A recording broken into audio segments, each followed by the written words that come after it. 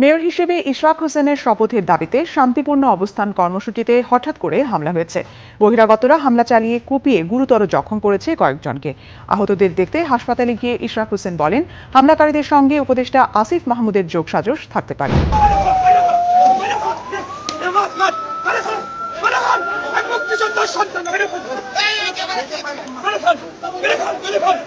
তারা এখন পড়া গেছে, আমরা আসার পরে তারা পড়া গেছে, তারা ওখানে বলে হ্যাঁ এটা আপনারা সিসি ক্যামেরা দেখতে পারবেন, অবশ্যই প্রমাণ আছে আমাদের নগর বনে যে সিসি ক্যামেরা দেখতে পারবেন। আহত আমাদের মেডিকেল আছে, আমাদের তিনজন অবস্থা ভয়ানক খারাপ, ওরা ভর্তি করা হয়েছে, বাকি জনের প্রাথমিক চিকিৎসা করতেছে এনসিপির সাথে মিলিয়ে আসিফ এবং প্রকাশ্যে যাওয়ার সময় ভুলে গেছে। হ্যাঁ, এই আন্দোলনে কি আসিফ জিতবে নাকি ইশরাক জিতবে? আমার কাছে মনে হয় এটা সরকারের কোনো ব্যাপার না, এটা প্রধান উপদেষ্টার কোনো ব্যাপার না, এটা মূলত আসিফ মাহমুদের একটি ইগো।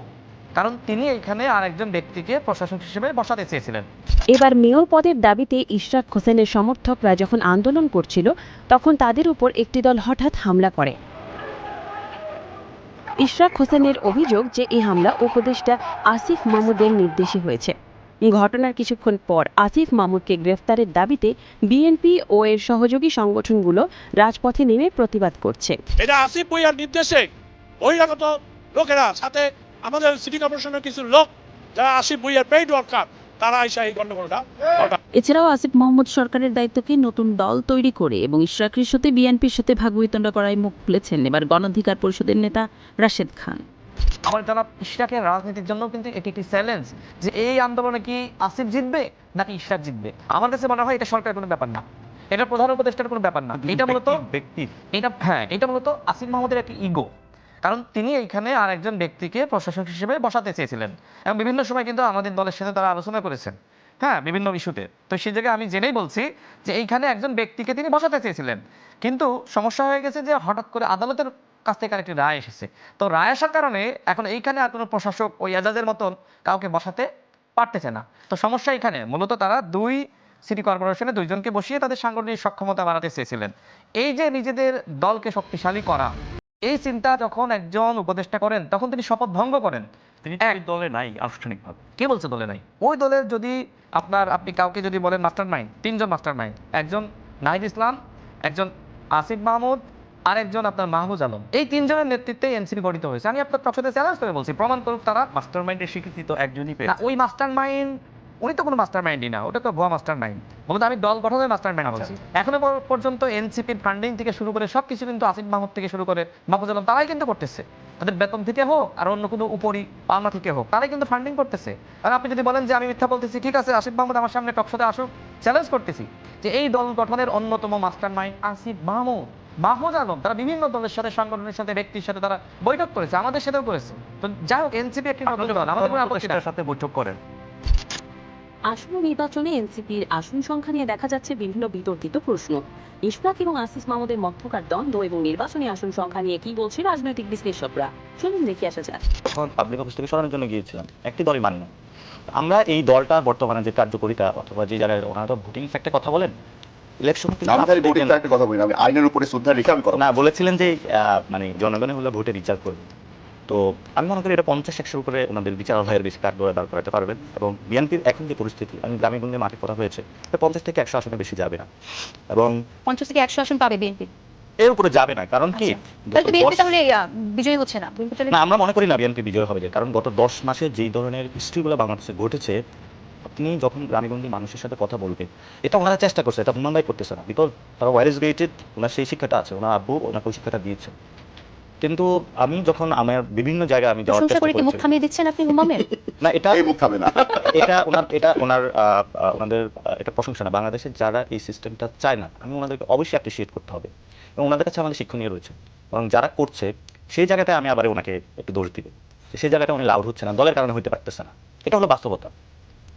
তো তবে সাহসী যারা তারা লাউড হয়, তবে সেই ক্ষেত্রে এখনো বিভিন্ন জায়গায় সিএনজি স্ট্যান্ড থেকে যারা অনেকগুলো খোঁচা দিয়েছেন। না, আমি কিন্তু দেখুন, আমি কিন্তু খোঁচা অথবা কোনো কিছুতে যাই, এটা বাস্তবতা। এখন দেখা গেছে আমি যদি না বলি, আমি মনে করি যে এই সময়টা যখন যারা দর্শকরা দেখছে, আপনিও আপনার সময়টা স্পেন্ড করছেন, এটা অপচয় হবে। ফলত আমার যে যৌক্তিক এবং যেটা আসলে লজিক্যাল কথা, সেটা বলতেই হবে। আচ্ছা, আমি বলবো যে আপনার ইসি কে বলছেন যে তারা পক্ষপাতী করছে। সময় খুব বেশি নেই, আমার হাতে দুটো টপিক আছে, আমি আপনাদের সরকার, আপনাদের সরকার এই ইসি নিয়োগ করেছে। বর্তমানে যারা যারা যে ধরনের নিয়োগ পেয়েছে সব তো আপনাদের সরকার করেছে, আমাদের তো ওই বেডরুম অ্যাক্সেস নেই। এটা আপনাদের সরকার না, ভাই এটা তো আপনাদের সরকার ঠিক না? আমরা তো এখনো বলি যে এনসিপি আর বর্তমান সরকার is one and the same, because আমাদের তো ওই অ্যাক্সেস নাই। ইউনূস সাহেবের মন খারাপ হয়ে গেলে আপনাদের দলের প্রধান কেউ এখানে হাজির হয়ে যায়, যেমন ভালো করে দেবো কিভাবে করে উনি ওনার কাছে গিয়ে কমপ্লেন করবে যে আচ্ছা আমি আর পারছি না, আমি আচ্ছা সময় আসসালামু আলাইকুম রহমতুল্লাহি ওবরাকাত। সম্মানিত দর্শক, ঢাকা দক্ষিণ সিটি কর্পোরেশনের মেয়র পদ নিয়ে সাবেক মেয়র ঢাকার জনাব সাদেক হোসেন কোটার ছেলে ইঞ্জিনিয়ারিং সারাক, তিনি যে আন্দোলন করছেন সেই আন্দোলনের ফলে গত 1 মাস ধরে দক্ষিণ সিটি কর্পোরেশনের কার্যক্রম কার্যত বন্ধ। ঢাকা শহরের ময়লা আবর্জনা পরিষ্কার করা এবং মশা মারার মতো দুটো কাজ ছাড়া অন্য প্রায় সব গুরুত্বপূর্ণ কর্মকাণ্ড বন্ধ হয়েছে। সিটি কর্পোরেশনের যারা কর্মকর্তা তারা অফিস করতে পারছেন না, কেউ যদি অফিস করার চেষ্টা করছেন, তবে এশরাক সমর্থক যারা এই সিটি কর্পোরেশন ভবন এই মুহূর্তে ঘেরাও করে আছেন, তালা দিয়ে রেখেছেন, তাদের হাতে লাঞ্ছিত এবং অপমানিত হচ্ছেন।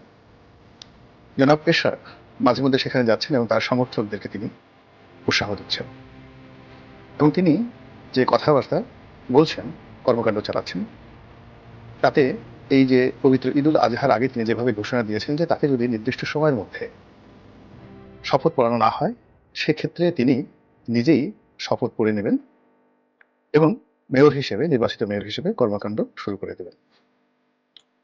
জনাব এশরাকের এই মেয়র পদ, তার সঙ্গে নিম্ন আদালতের রায়, উচ্চ আদালতের রায়, মন্ত্রণালয়ের সিদ্ধান্ত, আইন মন্ত্রণালয়ের মন্তব্য এবং সর্বোপরি নির্বাচন কমিশনের সিদ্ধান্ত, কর্মকাণ্ড, মনোভাব সব মিলিয়ে এরকম একটা জটিল অবস্থা তৈরি হয়েছে, যে অবস্থা সরকারের জন্য এবং এরশাকের জন্য এবং একই সঙ্গে বিএনপির জন্য ভীষণ রকম অস্বস্তিকর। এখান থেকে কেউ যদি পিছিয়ে যান, সেটা যেমন তার জন্য নাক কাটার মতো অবস্থা, আবার এখানে যদি কেউ বিজয়ী হন, তার জিদ, তার সিদ্ধান্ত যদি এখানে বলবৎ হয়, তাহলে প্রতিপক্ষের জন্য সেটি হবে আত্মহত্যার সামিল। এবং ঠিক এমন একটা অবস্থাতে এখন সরকারের সঙ্গে বিএনপির সম্পর্ক, ডক্টর মোহাম্মদ ইউনূসের সঙ্গে তারেক রহমান সাহেবের যে সম্পর্ক, সেই সম্পর্কটি নিয়ে নানা রকম প্রশ্ন উঠে পড়েছে। এখন জনাব ইশরাক সাহেব, তিনি কি বিএনপির হাইকমান্ডের নির্দেশ নিয়ে এই কর্মকাণ্ড চালাচ্ছেন, নাকি নিজের ইচ্ছায় তিনি কর্মকাণ্ড চালাচ্ছেন? বিএনপি সমর্থিত পত্রপত্রিকা, বিএনপি সমর্থিত সাংবাদিক এবং আরও অনেক শুভানুক ভাই, তারা ইতিমধ্যে এক্সট্রিম লেভেলে জনাব ইশরাক সাহেবের সমালোচনা শুরু করেছেন। সকলের বক্তব্য যে এই ভদ্রলোকের জন্য পুরো দল বিপদে পড়তে যাচ্ছে এবং ওনার জন্য পুরো বিএনপির যে রাজনীতি মুখ থুবড়ে পড়বে, এগুলো যারা সমালোচনা করছেন। বিএনপির অভ্যন্তরীণ খবর যারা রাখেন বা জানেন, তারা অনেকে মনে করেন যে জনাব এশরাক, জনাব তারেক জিয়ার খুব ঘনিষ্ঠজন, বলা হয়ে থাকে তিনি জিয়া পরিবারের একেবারে ঘরের মানুষ।